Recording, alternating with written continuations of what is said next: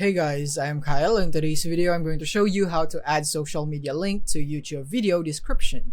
So let's get started.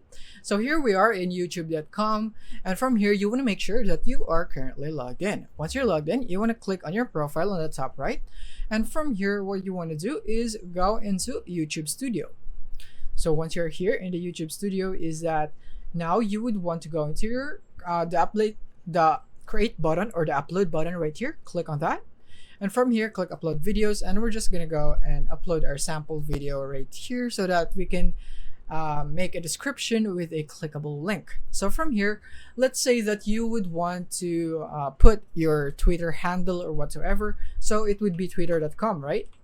Twitter.com and so on. So you can just input it like this, but the correct way that you can do this is that, for example, you go into Twitter, and right here you want to go here, and what you can do is that you can add the HTTPS right here into your link. So instead of just twitter.com, you could have HTTPS twitter.com right here.